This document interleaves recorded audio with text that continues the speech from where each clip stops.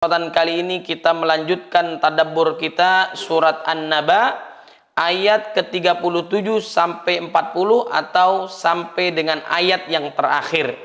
Secara garis besar Allah Subhanahu wa taala menjelaskan ayat 37 sampai 40-nya, yaitu peristiwa yang akan disaksikan pada hari kiamat.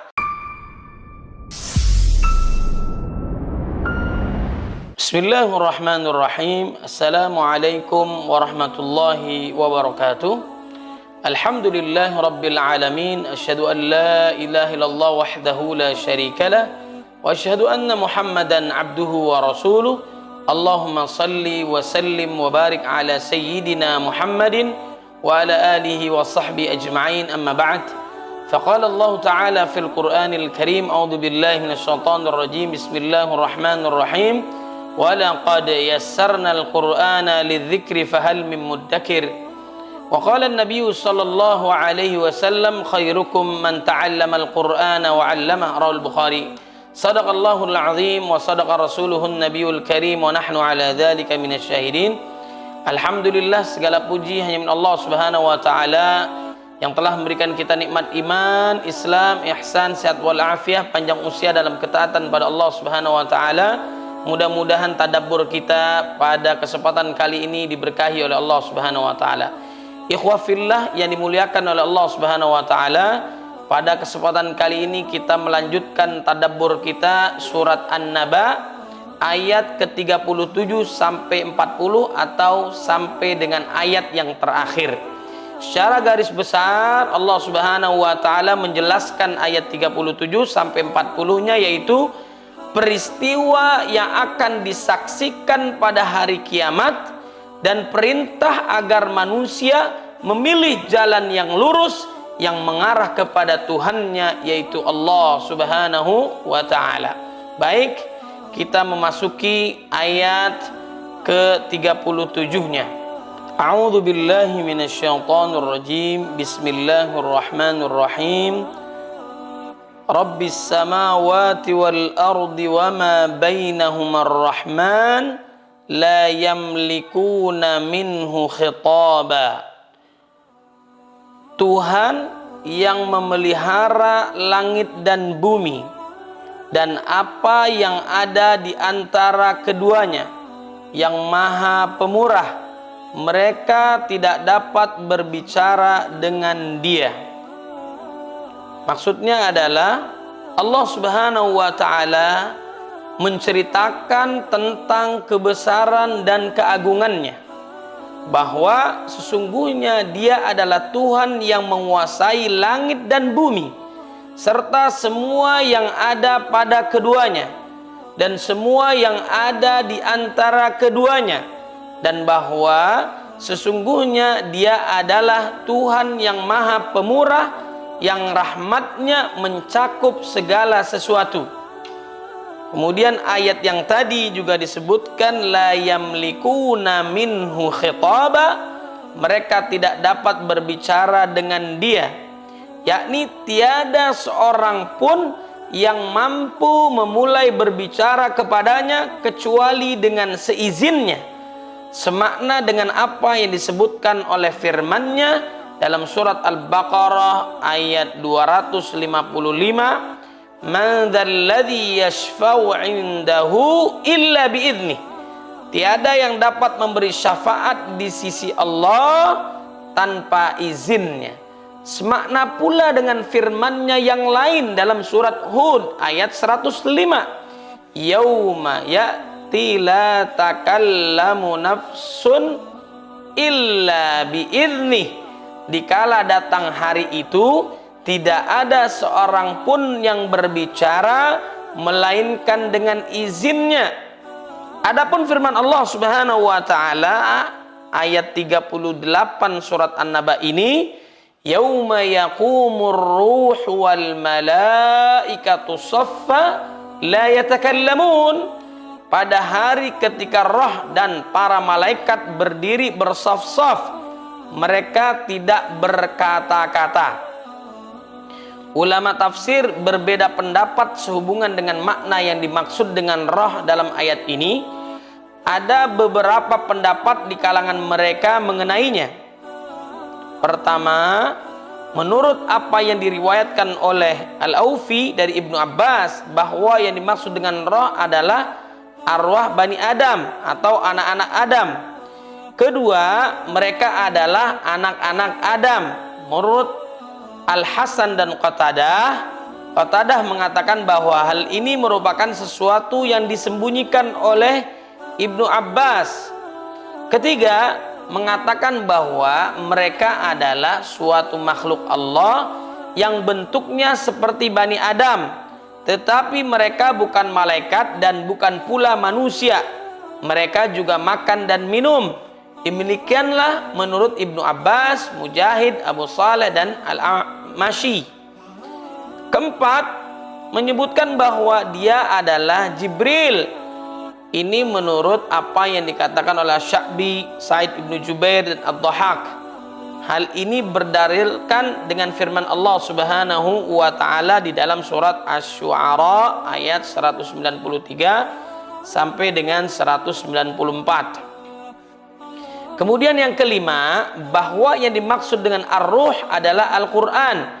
Ini menurut Ibnu Zaid, yang berarti semakna dengan apa yang disebutkan oleh firman-Nya, dan demikianlah kami wahyukan kepadamu wahyu Al-Qur'an dengan perintah kami, dalam surat Asy-Syura ayat 52 hingga akhir ayat. Keenam, mengatakan bahwa ar-ruh adalah malaikat yang besarnya sama dengan seluruh makhluk bila digabungkan menjadi satu, ya.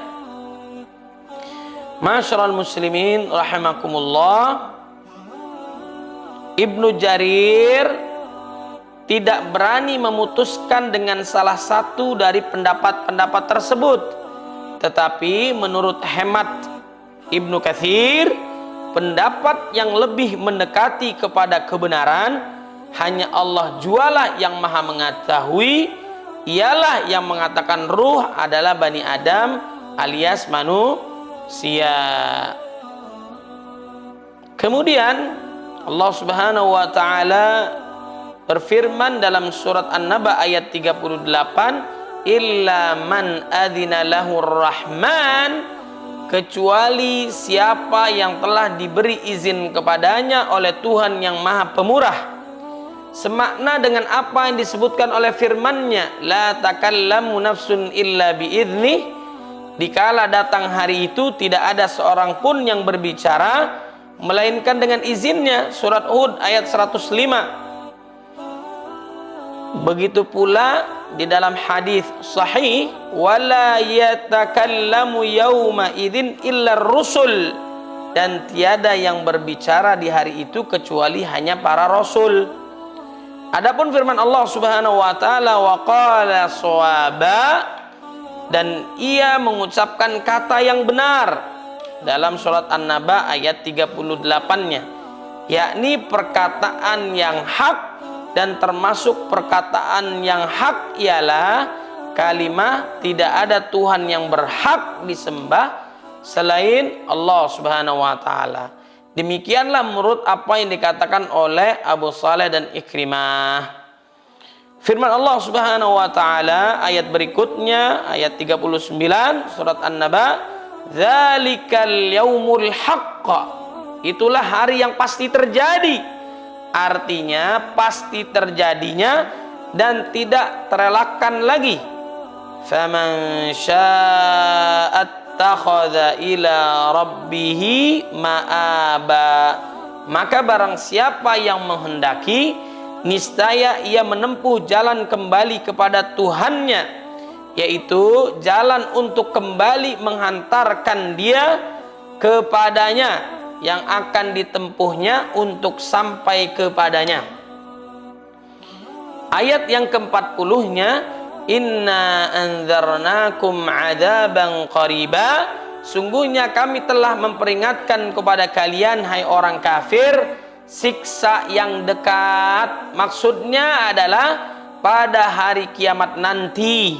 Dikatakan demikian karena kepastian kejadiannya telah dekat.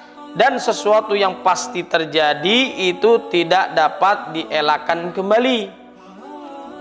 Ayat yang ke-40, yauma yanzurul mar'u ma qaddamat yadah, pada hari manusia melihat apa yang telah diperbuat oleh kedua tangannya, yakni ditampilkan di hadapannya semua amal perbuatannya, yang baiknya dan yang buruknya, yang terdahulu dan yang terkemudian, seperti yang disebutkan dalam ayat lain melalui firman Allah Subhanahu wa taala dalam surat Al-Kahfi, wa wajadu ma'amilu hadira, ayat 49, dan mereka dapati apa yang telah mereka kerjakan ada tertulis. Dan firman Allah Subhanahu wa taala dalam surat Al-Qiyamah ayat 13 maksudnya, yunabba'ul insanu yauma idzin bima qaddama wa akhar, pada hari itu diberikan kepada manusia apa yang telah dikerjakannya dan apa yang dilalaikannya. Adapun firman Allah Subhanahu wa taala ayat yang terakhir, ayat yang ke-40, wa yaqulul kafiru ya laitani kuntu turaba, dan orang kafir berkata, alangkah baiknya sekiranya aku dahulu adalah tanah. Orang kafir di hari itu berkhayal, seandainya dirinya sewaktu di dunia berupa tanah dan bukan makhluk, serta tidak dikeluarkan ke alam wujud. Demikian itu terjadi ketika dia menyaksikan azab Allah Subhanahu wa taala terpampang di hadapannya, dan ia melihat semua amal perbuatan yang telah dicatat oleh para malaikat juru tulis amal perbuatan, yang semuanya mulia lagi bertakwa. Semua amal perbuatannya penuh dengan kerusakan dan dosa-dosa. Menurut pendapat lain, sesungguhnya orang kafir itu berkhayal demikian hanyalah setelah ia menyaksikan peradilan Allah Subhanahu wa taala saat menghukumi antara hewan-hewan terhadap kejadian-kejadian yang telah dilakukannya ketika di dunia dengan sesamanya. Maka Allah memutuskan perkara di antara mereka dengan hukumnya yang maha adil, yang tidak aniaya, sehingga kambing yang tidak bertanduk disuruh membalas terhadap kambing yang bertanduk yang dahulu sewaktu di dunia pernah menanduknya. Apabila peradilan telah dilakukan terhadap mereka, Allah Subhanahu wa taala berfirman kepada mereka, jadilah kamu tanah. Maka semuanya kembali menjadi tanah. Dan saat itulah orang kafir berkata, sebagaimana yang disitir oleh firman-Nya, alangkah baiknya sekiranya aku dahulu adalah tanah, yaitu menjadi hewan lalu dikembalikan menjadi tanah. Hal yang semakna telah disebutkan di dalam hadis sangkakala yang terkenal, sebagaimana telah disebutkan pula dalam athar-athar yang bersumber dari Abu Hurairah dan Abdullah ibnu Amr serta selain keduanya. Wallahu a'lam bishawab. Mudah-mudahan bermanfaat. Subhanakallahumma wa bihamdika, asyhadu an la ilaha illa anta, astaghfiruka wa atubu ilaik. Assalamualaikum warahmatullahi wabarakatuh.